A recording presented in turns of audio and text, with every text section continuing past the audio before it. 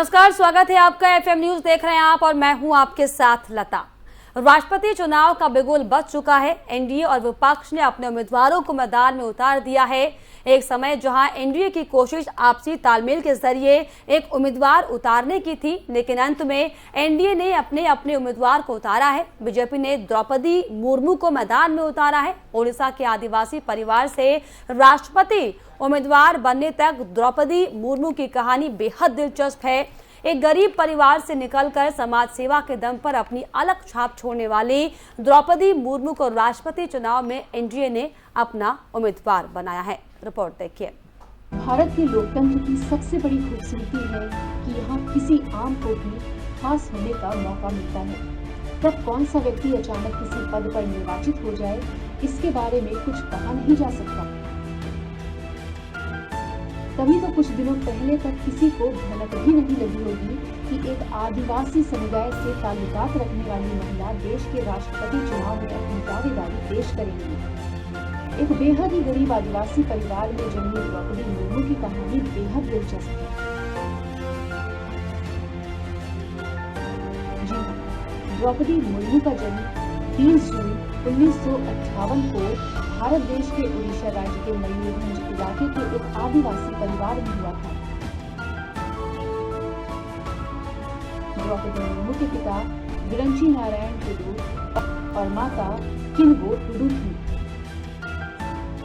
मुर्मू का शुरुआती जीवन संघर्षों से भरा रहा था। वहीं बेहद पिछड़े और दूर दराज के जिले से ताल्लुकात रखने वाली मुर्मू ने गरीबी और अन्य समस्याओं से जूझते हुए भी गांव में अपना बचपन बिताया। मुर्मू का शुरुआती जीवन संघर्षों से भरा रहा था।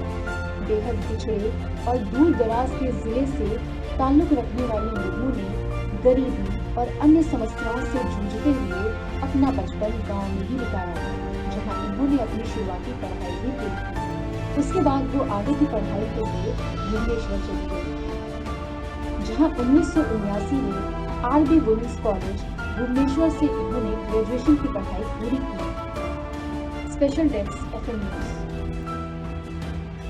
भारत के लोकतंत्र। द्रौपदी मुर्मू का व्यक्तिगत चुनाव काफी उतार चढ़ाव से भरा रहा। पहले पति और फिर 2 बेटे की मौत के बाद ये काफी टूट गई थी, लेकिन हार मानना तो जैसे इनकी फितरत में कभी रहा नहीं, और तभी तो इन्होंने समाज सेवा को ही अपने जीवन का उद्देश्य बना लिया।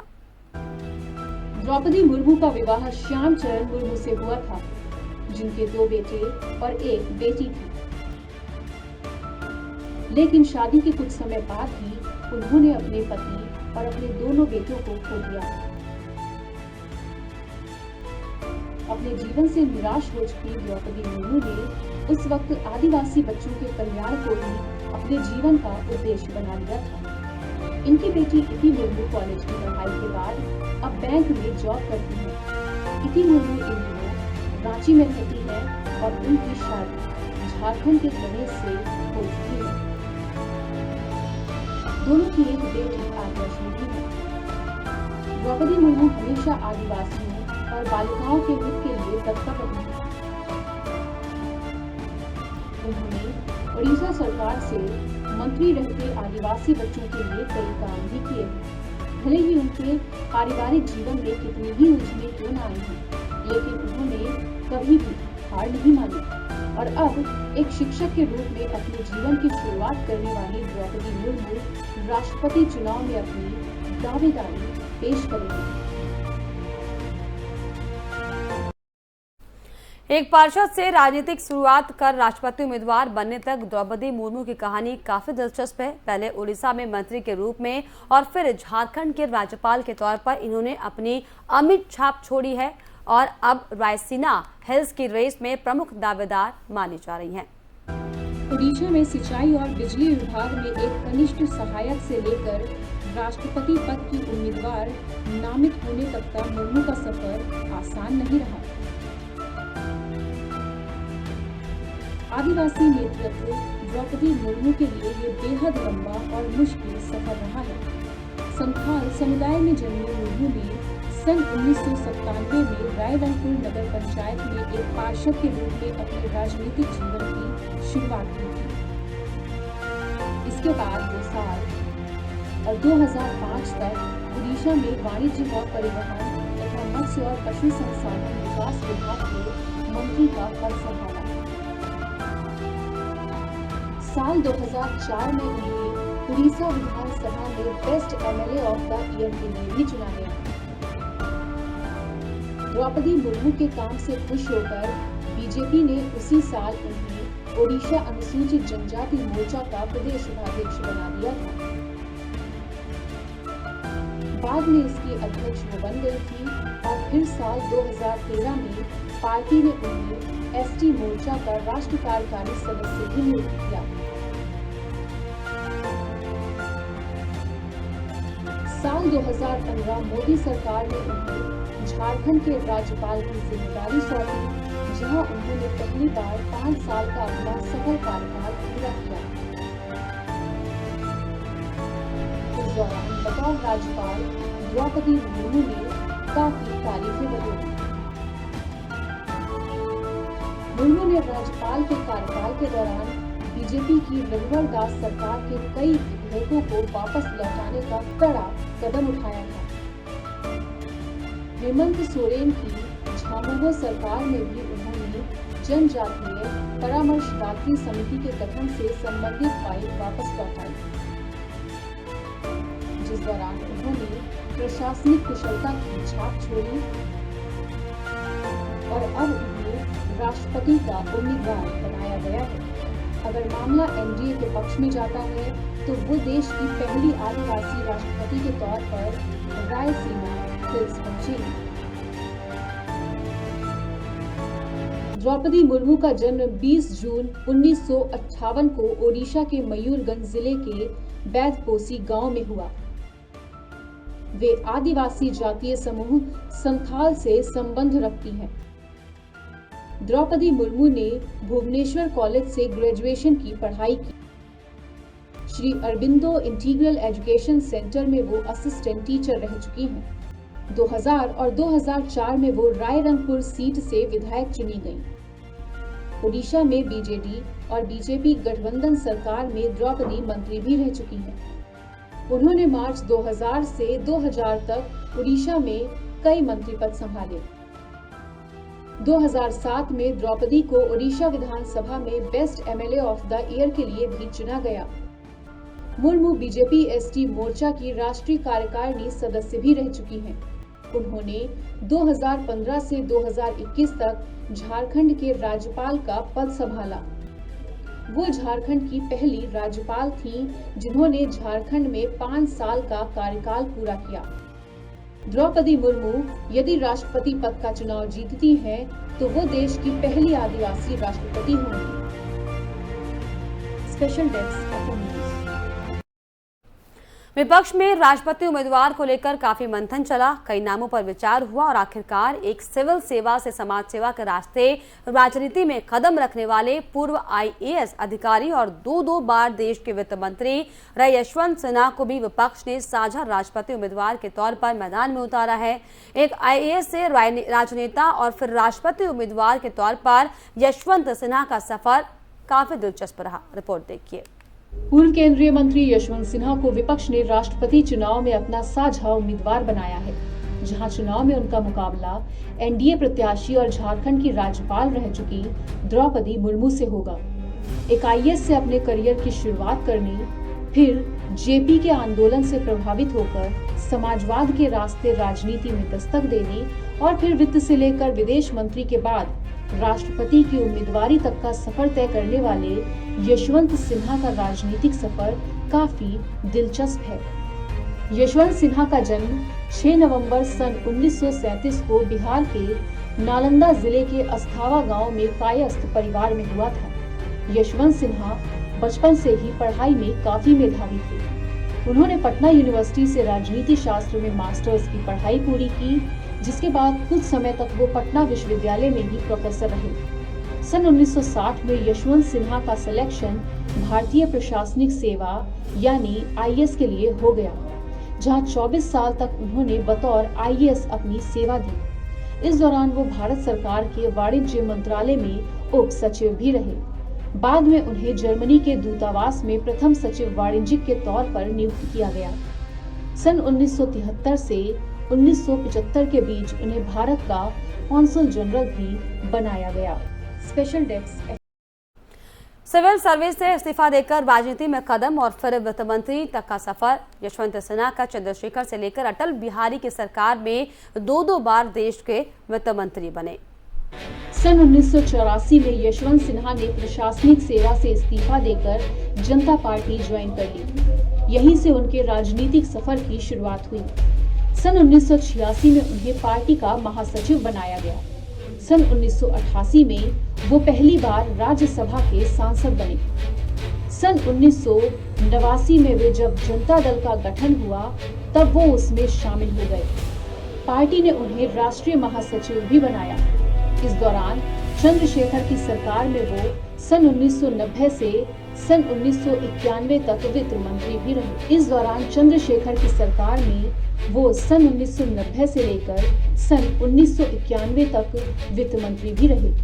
कहा जाता है कि वित्त मंत्री रहते अर्थव्यवस्था के उदारीकरण को लेकर इन्होंने पूरा मसौदा तैयार कर लिया था, लेकिन तब तक चंद्रशेखर की सरकार ही गिर गई। उसके बाद उन्होंने अपना राजनीतिक सफर भारतीय जनता पार्टी के साथ शुरू किया।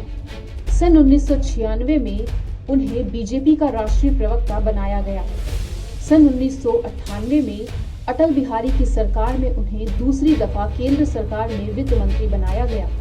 इसके बाद उन्हें विदेश मंत्री भी बनाया गया और 2004 में चुनाव वो हार गए। सन 2005 में उन्हें फिर से राज्यसभा सांसद बनाया गया। भाजपा ने 2014 के लोकसभा चुनाव में यशवंत सिन्हा की जगह जयंत को पार्टी की तरफ से हजारीबाग से प्रत्याशी बनाया। माना जाता है कि भाजपा के इस फैसले के बाद से ही यशवंत सिन्हा पार्टी से नाराज हो गए थे और पार्टी से उनकी दूरियां बढ़ने लगी। सन 2015 में एक मौके पर उन्होंने यहां तक कह दिया था कि जो भी नेता 75 साल के ऊपर थे उन्हें 26 मई 2014 के बाद ब्रेन डेड घोषित कर दिया गया है। सन 1984 में यशवंत सिन्हा कभी बीजेपी के कद्दावर नेता में शुमार किए जाने वाले यशवंत सिन्हा 2014 में मोदी सरकार बनने के बाद से उनकी नीतियों के धुर विरोधी हो गए और फिर बीजेपी से किनारा कर टीएमसी का दामन थामा और अब विपक्ष के राष्ट्रपति उम्मीदवार बने हैं, जहां उनका मुकाबला एनडीए उम्मीदवार द्रौपदी मुर्मू से होने जा रहा है। यशवंत सिन्हा ने मोदी सरकार पर कई और मौकों पर भी हमले बोले हैं। सन 2017 में एक मौके पर उन्होंने एक अखबार में लेख के माध्यम से एक तरफ ये तक कह दिया था कि अरुण जेटली वित्त मंत्री रहते हुए भारत की अर्थव्यवस्था के साथ खिलवाड़ कर रहे हैं। वहीं उन्होंने जीएसटी को लेकर भी सरकार को आड़े हाथों लिया और फिर 2018 में उन्होंने बीजेपी को अलविदा कहकर टीएमसी का दामन थाम लिया था। वहीं अब विपक्ष की तरफ से साझा राष्ट्रपति उम्मीदवार उन्हें बनाया गया है।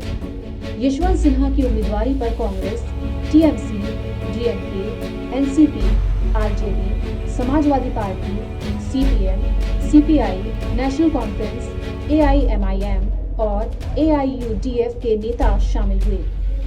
हालांकि आम आदमी party, BJD, TRS, Shiromani Akali Dal और वाईएसआर कांग्रेस ने बैठक से किनारा कर लिया है। वहीं एनडीए ने द्रौपदी मुर्मू पर अपना दांव लगाया है। आंकड़े भले ही एनडीए की तरफ इशारा कर रहे हैं, लेकिन दूसरी तरफ अगर पूरा विपक्ष एक साथ आकर वोट करता है तो यशवंत सिंह भी द्रौपदी मुर्मू को कड़ी टक्कर दे सकते हैं। खैर, ये तो आने वाला वक्त ही बताएगा कि कौन रामसीना की रेस में बाजी मारने में कामयाब होता है। यशवंत सिन्हा का सियासी सफर। यशवंत सिन्हा का जन्म बिहार के आरा जिले में। उन्होंने पटना विश्वविद्यालय से राजनीति विज्ञान में हासिल की मास्टर्स की डिग्री। मास्टर्स डिग्री हासिल करने के बाद उन्होंने उसी कॉलेज में बतौर प्रोफेसर पढ़ाया। सन 1960 में वे आईएएस के लिए चुने गए। सन 1984 में उन्होंने राजनीति में रखा कदम। सन 1990 से 91 तक वो पहली बार केंद्र में वित्त मंत्री बने। सन 1998 में वो दोबारा केंद्र में वित्त मंत्री बने। सन 2018 में बीजेपी से अलग होकर टीएमसी। तो राष्ट्रपति चुनाव में मुकाबले की तस्वीर अब बिल्कुल साफ हो गई है। एक तरफ जहां एनडीए ने द्रौपदी मुर्मू को मैदान में उतारा है, तो वहीं विपक्ष ने पूर्व केंद्रीय मंत्री यशवंत सिन्हा को मैदान में उतारा है। लेकिन आंकड़े बताते हैं कि इस चुनाव में एनडीए की उम्मीदवारी थोड़ी विपक्ष की तुलना में भारी से दिखाई पड़ती है। एनडीए उम्मीदवार द्रौपदी मुर्मू, जन्म 20 जून 1958, उम्र 64 साल, शिक्षा ग्रेजुएट, विधायक 2,22,721, सांसद 3,20,016, बीजेडी और वाईआरएस विधायक 40,836, सांसद 34,692, कुल 6,18,265।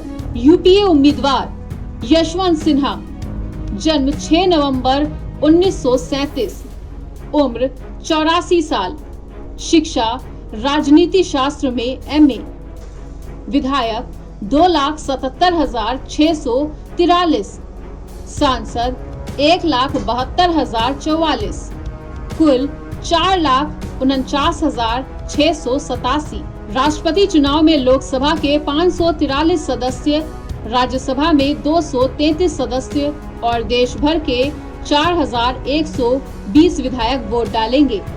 राज्यसभा के 12 सदस्य इसमें हिस्सा नहीं लेते हैं, क्योंकि इनको राष्ट्रपति द्वारा चुना जाता है। एनडीए उम्मीदवार तो थी उम्मीदवारी। अब हम आपको राष्ट्रपति चुनाव का गणित बताते हैं कि आखिरकार इसका चुनाव कैसे कराया जाता है, राष्ट्रपति चुनाव में कौन वोट डालते हैं और किस राज्य में सांसदों के वोट की कितनी वैल्यू होती है। लोकसभा के सांसदों के वोट की वैल्यू 700 रखी गई है। इस लिहाज से देखा जाए तो लोकसभा में सांसदों के वोट की कुल वैल्यू 3,78,000 है। एनडीए के पास लोकसभा में 2,33,100 वोट हैं। वहीं यूपीए के पास 74,900 वोट हैं। अन्य के पास 70,000 वोट हैं। राज्यसभा के सांसदों के वोट की वैल्यू 700 रखी गई है। इस लिहाज से देखा जाए तो राज्यसभा में सांसदों के वोट की कुल वैल्यू 1,58,900 है। एनडीए के पास लोकसभा में 76,300 वोट हैं। वहीं यूपीए के पास 37,800 वोट हैं। अन्य के पास हैं 1,58,900 वोट। उत्तर प्रदेश में सांसदों के वोट की वैल्यू 208 रखी गई है। इस लिहाज से देखें तो उत्तर प्रदेश में सांसदों के वोट की कुल वैल्यू 83,824 वोट हैं, जिसमें एनडीए के पास 37,800 वोट, वहीं यूपीए के पास 416 वोट हैं और अन्य के पास हैं 26,624 वोट। तमिलनाडु में सांसदों के वोट की वैल्यू 176 निर्धारित की गई है, जिससे राज्य में सांसदों का कुल वोट 41,184 है, जिसमें एनडीए के पास 13,200 वोट हैं, तो वहीं यूपीए के पास 27,984 वोट हैं। झारखंड में सांसदों के वोट की वैल्यू 176 निर्धारित हुई है, जिससे राज्य में सांसदों का कुल वोट 14,256 है, जिसमें एनडीए के पास हैं 4,752 वोट, वहीं यूपीए के पास हैं 8,096 वोट, अन्य के पास 1,408 वोट। महाराष्ट्र में सांसदों के वोट की वैल्यू 175 है, जिससे राज्य में 2 सांसदों के कुल वोट 50,225 हैं। एनडीए के पास 18,550 वोट, वहीं यूपीए के पास 16,975 वोट, अन्य के पास हैं 14,700 वोट। बिहार में सांसदों के वोट की वैल्यू है 173, जिससे राज्य में सांसदों का कुल वोट 42,039 है, जिसमें एनडीए के पास हैं 21,798 वोट, यूपीए के पास हैं 19,203 वोट, तो वहीं अन्य के पास हैं 138 वोट। आंध्र प्रदेश में सांसदों के वोट की वैल्यू है 159, जिससे राज्य में सांसदों का कुल वोट है 27,825। एनडीए और यूपीए के पास एक भी वोट नहीं है और यहाँ सभी वोट अन्य के पास हैं। केरल में सांसदों के वोट की वैल्यू 152 निर्धारित की गई है, जिससे राज्य में सांसदों का कुल वोट 21,280 है। यूपीए के पास 6,232 वोट हैं, वहीं अन्य के पास 15,048 वोट हैं। पश्चिम बंगाल में सांसदों के वोट की वैल्यू 151 निर्धारित की गई है, जिससे राज्य में सांसदों के कुल वोट 44,394 हैं। एनडीए के पास 11,325 वोट हैं, तो वहीं अन्य के पास 33,069 वोट हैं। उड़ीसा में सांसदों के वोट की वैल्यू है 149, जिससे राज्य में सांसदों का कुल वोट 21,903 है, जिसमें एनडीए के पास हैं 3,278 वोट, यूपीए के पास हैं 1,490 वोट, तो वहीं अन्य के पास हैं 17,135 वोट। गुजरात में सांसदों के वोट की वैल्यू 147 निर्धारित की गई है, जिससे राज्य में सांसदों का कुल वोट 26,166 है, जिसमें एनडीए के पास 16,317 वोट हैं, यूपीए के पास 9,408 वोट हैं, तो वहीं अन्य के पास 441 वोट हैं। तेलंगाना में सांसदों के वोट की वैल्यू 132 है, जिससे राज्य में सांसदों का कुल वोट 15,708 है। एनडीए के पास 396 वोट हैं, यूपीए के पास 792 वोट, वहीं अन्य के पास 14,520 वोट हैं। कर्नाटक में सांसदों के वोट की वैल्यू 131 निर्धारित की गई है, जिससे राज्य में सांसदों का कुल वोट 29,344 है। एनडीए के पास 15,982 वोट हैं, यूपीए के पास 9,170 वोट, तो वहीं अन्य के पास हैं 4,192 वोट। मध्य प्रदेश में सांसदों के वोट की वैल्यू 131 निर्धारित की गई है, जिससे राज्य में सांसदों का कुल वोट 30,130 है। एनडीए के पास 16,637 वोट, यूपीए के पास 12,576 वोट, तो वहीं अन्य के पास 917 वोट हैं। राजस्थान में सांसदों के वोट की वैल्यू 129 निर्धारित हुई है, जिससे राज्य में सांसदों के कुल वोट 25,800 हैं। एनडीए के पास 9,456 वोट, यूपीए के पास 13,932 वोट, तो वहीं अन्य के पास 2,322 वोट हैं। हरियाणा में सांसदों के वोट की वैल्यू है 112, जिससे राज्य में सांसदों के कुल वोट हैं 10,080। एनडीए के पास 6,496 वोट हैं, यूपीए के पास 3,472 वोट हैं, तो वहीं अन्य के पास 112 वोट हैं। चंडीगढ़ में सांसदों के वोट की वैल्यू 129 निर्धारित हुई है, जिससे राज्य में सांसदों का कुल वोट 11,610 है। एनडीए के पास 1,806 वोट हैं, यूपीए के पास 9,159 वोट, तो वहीं अन्य के पास हैं 645 वोट। असम में सांसदों के वोट की वैल्यू 116 निर्धारित की गई है। राज्य में सांसदों का कुल वोट 14,616 है। एनडीए के पास 9,512 वोट हैं, यूपीए के पास 3,248 वोट हैं, वहीं अन्य के पास हैं 1,856 वोट। पंजाब में सांसदों के वोट की वैल्यू 116 निर्धारित हुई है, जिसमें राज्य में सांसदों का कुल वोट 13,572 है। एनडीए के पास 232 वोट हैं, यूपीए के पास 2,088 वोट हैं, तो वहीं अन्य के पास 11,252 वोट हैं। उत्तराखंड में सांसदों के वोट की वैल्यू 64 निर्धारित हुई है, जिससे राज्य में सांसदों का कुल वोट 4,480 है, जिसमें एनडीए के पास हैं 3,008 वोट, यूपीए के पास 1,216 वोट, वहीं अन्य के पास 256 वोट।